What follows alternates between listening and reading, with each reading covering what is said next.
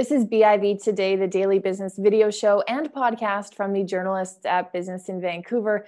I'm Hayley Woodin. For many of us, we've relied on Zoom and other technologies to help us work from home and connect with loved ones during the pandemic. But even in 2020, there are still communities that do not have basic access to internet or connectivity in British Columbia. And that's what our podcast focuses on today. Denise Williams is my guest. She is the CEO of the First Nations Technology Council. Denise, great to have you on the show. Thanks for having me, Hayley. When it comes to First Nations communities in BC, tell me a little bit about how connected or unconnected they are to some of the very basic services many of us take for granted.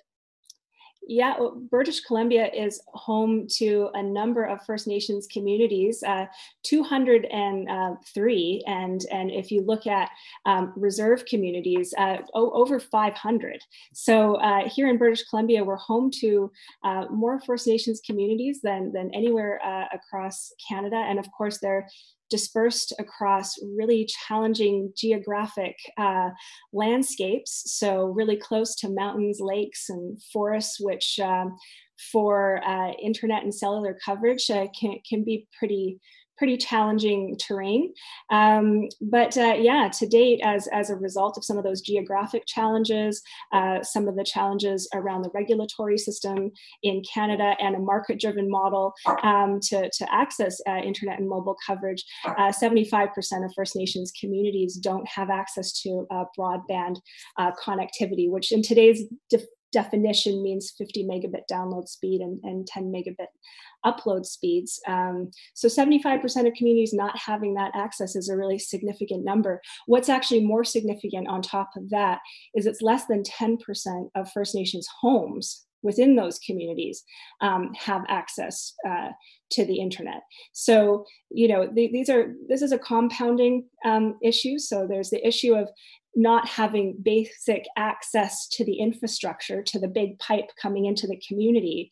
There's also not those last mile solutions for Wi-Fi coverage, and most homes, as a result of this, don't have hardware in their homes like laptops and smartphones and all the things that if you're living in the southern part of British Columbia, you're probably quite used to and relying on quite a bit during this pandemic. Mm-hmm. I imagine this is something that's difficult to fully quantify, but what's your sense of some of the economic and social impacts of not having ready access to basic connectivity? This was already an issue, across Indigenous communities, not just in British Columbia, but across Canada. Access to the economy is absolutely, critical for building a healthy community, thriving nations, and reaching truth and reconciliation, economic reconciliation in this country. And of course, most of our economy is digitally enabled and reliant. This is a global economy working online more than ever.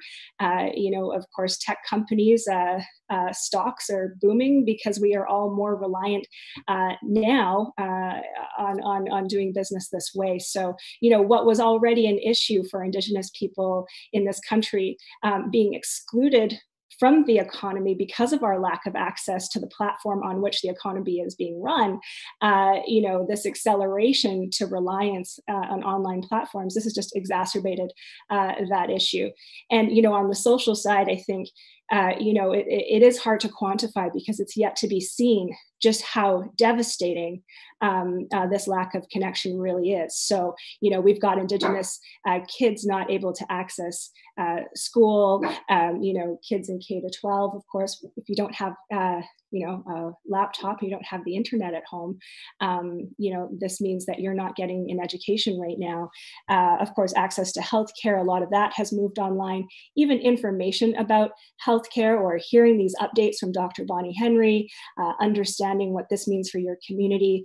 If you're in one of these communities, one of these 75% of communities in BC, you're relying on likely just the radio for that kind of update.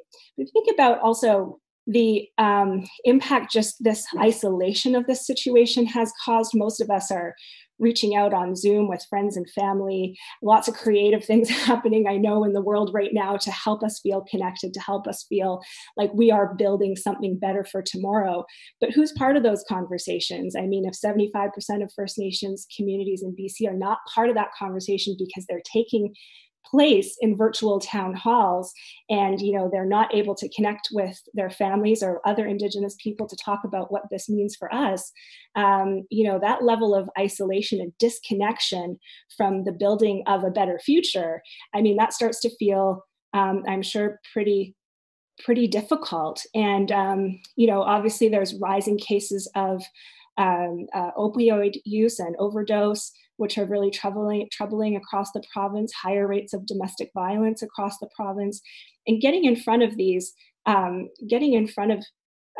issues really means ensuring that people have access to information, resources, and help and support. Mm-hmm. And so those things being reliant at the moment for a connection, I mean, it's absolutely critical that we solve this. It was before, but it absolutely is coming to a point of critical nature that we really do need a lot of support right now to focus on this, to ensure Indigenous people have equality of access now and moving into the future as well.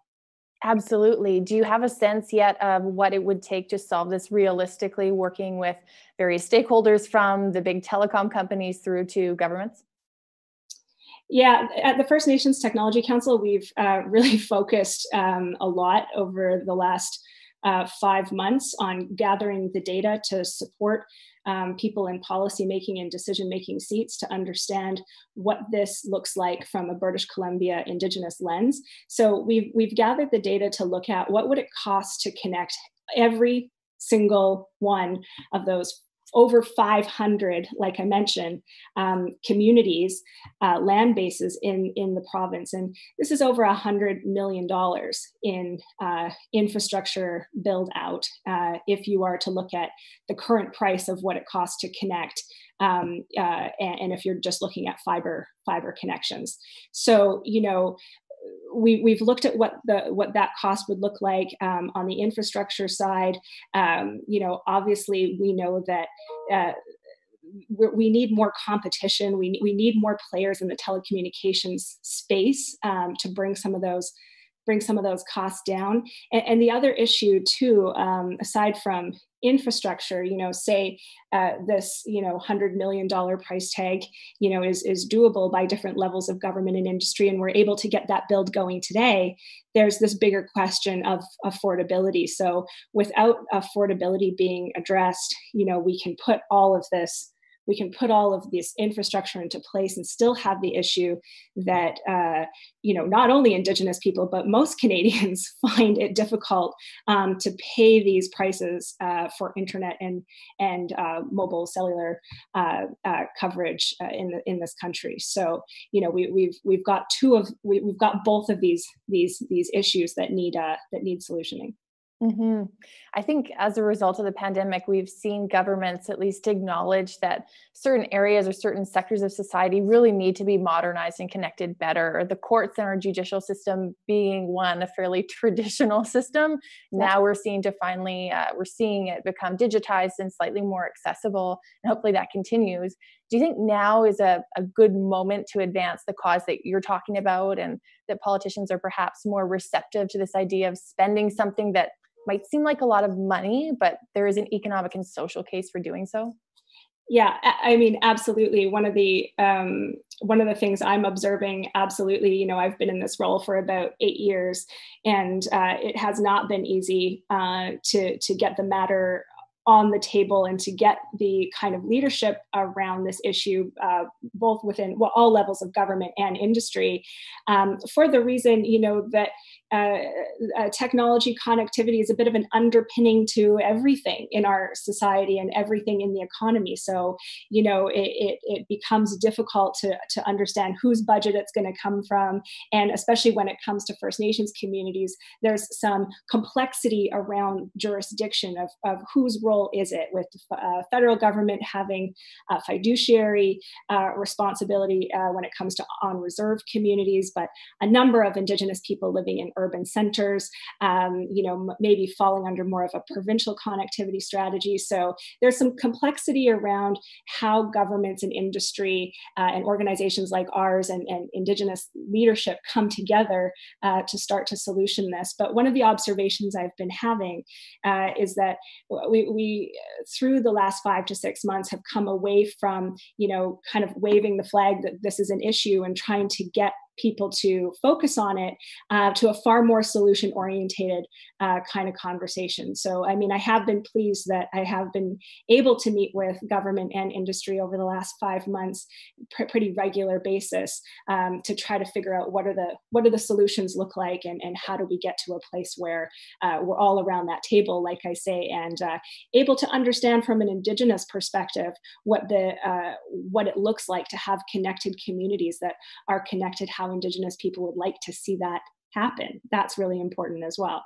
So that's the work that the Technology Council is leading through our Indigenous framework for innovation and technology, and the skills development work we're doing, and of course the policy and research work that we're doing as well to help facilitate those conversations and solutions forward.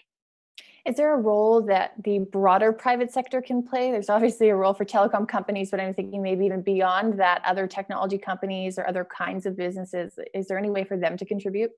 Yeah, absolutely. I think, one of the exciting things about working with people in the tech and innovation space is that they're highly solution oriented, really creative thinkers.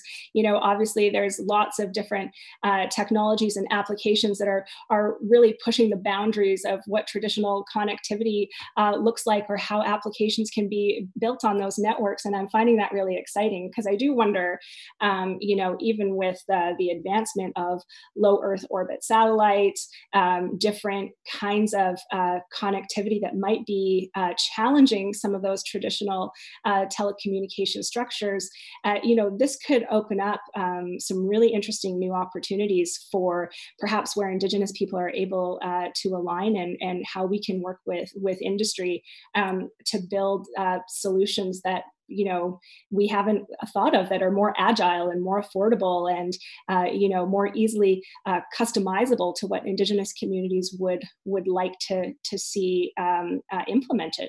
So I do think that there's a way for industry to align and to share some of that expertise and some of that thinking with the work that we're doing. And of course, I know, industry folks who have contacted the First Nations Technology Council thinking, hey, we've got something that could really potentially support Indigenous people in this province. And unfortunately, it's always my message that, most of us don't have the connectivity to take advantage of the thing that you're offering. These are, potential really great allies for us in this movement to better connectivity, because obviously industry is building some pretty amazing solutions that they want to see benefit everyone. So I really do see our allies in the industry playing an important role moving forward. Denise, thank you so much for coming on the show and shedding some more light with our audience on this very important issue. Really appreciate it. Oh, thanks for the time, Hayley. That's Denise Williams. She is the CEO of the First Nations Technology Council. And I'll also mention she joined us as one of our speakers in our recent 30 Ideas in 30 Minutes event. And you can find that at biv.com/video. This has been BIV Today. Thanks so much for listening and watching. We'll be back with a new video tomorrow.